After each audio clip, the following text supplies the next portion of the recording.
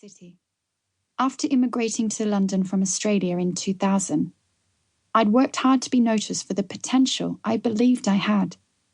But I felt the process was too slow and the promotions and recognition that I craved didn't come fast enough.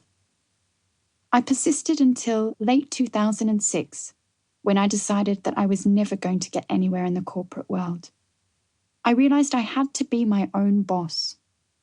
My idea was Britty, an online retailer for up-and-coming British designers. For 12 months, I worked tirelessly on what was essentially a flawed business model. In May 2007, my partner Michael was transferred to New York, and there was no way I could continue with a British-focused business in a different time zone. Then I found out, to my utter delight, that I was pregnant. Having my first child was the happiest moment of my life. I enjoyed the tight-knit group of mum friends I made in New York. They were educated women, mostly lawyers, who chose to leave work rather than take the mandated 12 weeks of maternity leave. That first summer, spent in the pristine parks of a surprisingly green New York City, was one of the best in my life. Not the type to sit and play with the baby all day. After 6 months, I needed more. I missed the stimulation of working and earning my own money. I took up a contract in the equity research department at Goldman Sachs on Wall Street. Working on Wall Street was a dream come true, especially in a firm like Goldman Sachs. I felt like I'd entered a private club and that I'd arrived at the pinnacle of my career.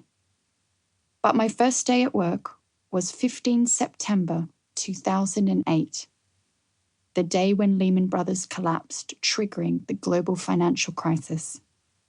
With the financial markets in turmoil, no one had time to integrate a new recruit.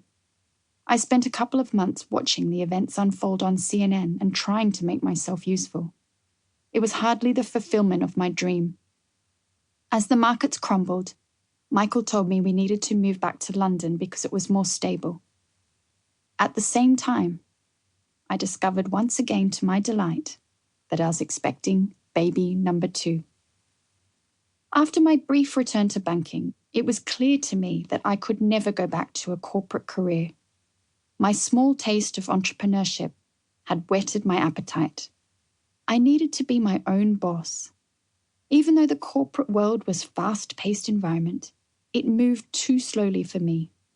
With the financial world in turmoil, a second-tier analyst like me wouldn't be able to secure a top-rate job.